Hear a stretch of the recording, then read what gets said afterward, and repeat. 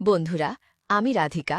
আমার পরিবারে আছে আমার বয়স্ক শ্বশুর শাশুড়ি, স্বামী এবং আমার একমাত্র ছেলে আর এক মেয়ে আছে। ২০২৪-এর কথা। সে বছর আমার ছেলে পুজোর ছুটিতে কলকাতা থেকে গ্রামের বাড়ি এসেছে। রাহুল তখন সবে ইন্টারে পড়ে। একদিন বিকেলে দুপুরের খাবার খেয়ে সবাই ঘুমিয়েছে। আমি সাধারণত দুপুরে ঘুমাই না। খাওয়া দাওয়ার পর আমি বসার ঘরে টিভি দেখছিলাম।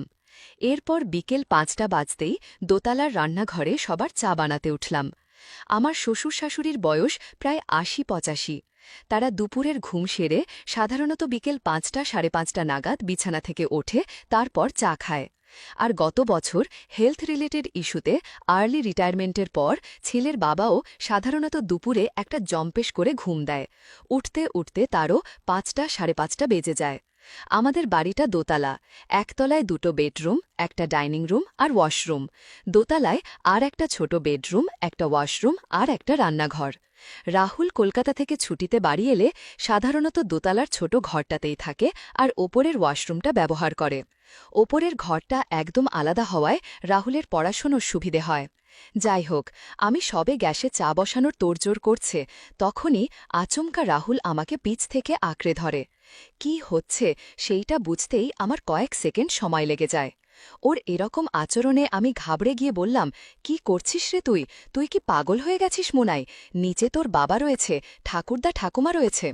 ও বলল, ওনারা সবাই ঘুমোচ্ছে, আমি একটু আগেই দেখে এসেছি।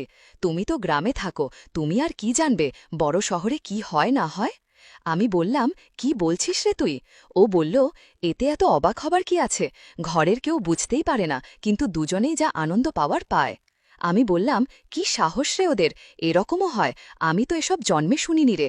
তুই যা বলছিস শুনে তো আমার মাথা ঘুরছে রে। ও বলল, দূর, তুমি যে কি বলো না, এসব তো ভগবান উপহার। তাছাড়া, এই বলে ও থেমে যায়। তখন আমি ফিসফিস করে বললাম, তাছাড়া কি?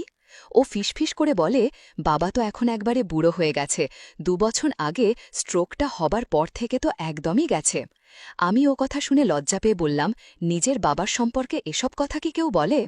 ও বলল, না, বলার কি আছে, সত্যি কথা শুনতে ওরকমই লাগে। তুমি তো বাবার থেকে বয়সে কত ছোট। দাদু আর মামারা গরিব বলে পয়সার জোরে বাবা তোমাকে বিয়ে করে নিল, না হলে এত বয়সের ডিফারেন্সে কেউ মেয়ের বিয়ে দেয়? শুনেছি তুমি তো ক্লাস 9-এ পড়তে, বাবা যখন তোমাকে বিয়ে করে এই বাড়িতে নিয়ে আসে। আমি বললাম, ছাড় ওসব কথা, এত বছর সংসার করার পর ওসব ভেবে লাভ কি, সবই আমার ভাগ্য।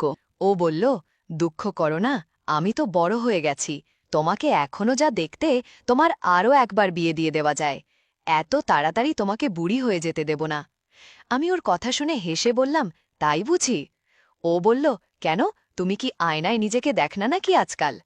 আমি বললাম, আমি বাড়ি থেকে আজকাল বেরোই কোথায় যে আয়নায় নিজেকে দেখব? তোর বোন আর দাদু দিদাকে নিয়েই তো আমার সারা দিন কেটে যায়। ও বলল, ঠিক আছে, আমি তোমাকে এখন সুখী দেখতে চাই। অনেক বছর ধরে তুমি কষ্ট করে যাচ্ছ, আমাকে সেই সুযোগ দাও, তোমার পায়ে পড়ি। আমি তখন ওর জোড়াজড়িতে রাজি হয়ে যাই, আর ওখানেই আমি ওকে নিজে দিয়ে দিলাম। আর সত্যিই অনেক বছর পর একটু সুখের দেখা পেতে শুরু করলাম। এরপর আমি ওকে বললাম, পরে যদি তোর জীবনে একটা সুন্দরী মেয়ে আসে, তখন তো সব ভুলে যাবি।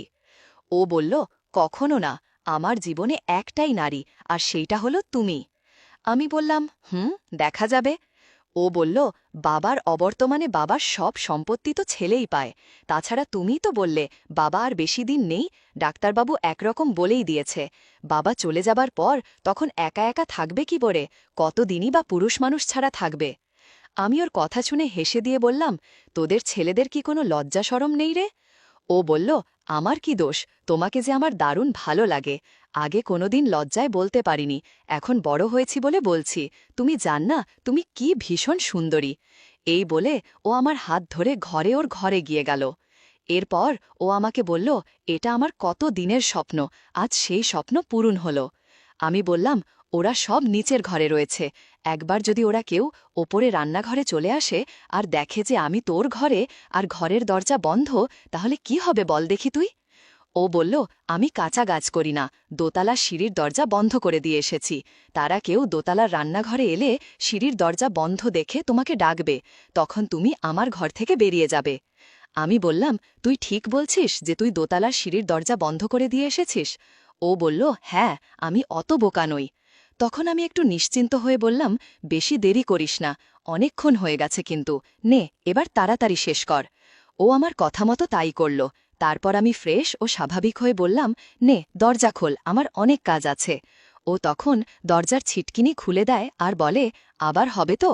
আমি বললাম, সে দেখা যাবে, তবে রোজ রোজ চাইবি না কিন্তু, সময় সুযোগ হয়তো হবে মাঝে মাঝে, তা না হলে তোর পড়াশোনা সবই উঠবে তখন। ও বলল, কিচ্ছু উঠবে না, আমি কথা দিচ্ছি, প্রমিস। আমি ঘর থেকে বেরিয়ে রান্নাঘরের দিকে যেতে যেতে বললাম, ঠিক আছে, পড়াশোনায় যদি ঠিকমতো মন দিস তাহলে মাঝে মাঝে হবে বললাম তো। আচ্ছা, এখন চা খাবি তো? ও বলল, তা একটু খাওয়া যায়। আমি রান্নাঘরে যেতে যেতে বললাম, ঠিক আছে, তাহলে সিঁড়ির দরজাটা খুলে দে, আমি চা নিয়ে আসছি।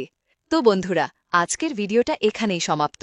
ভিডিওটি ভালো লাগলে লাইক, শেয়ার এবং চ্যানেলটি সাবস্ক্রাইব করতে পারেন। ভালো থাকুন।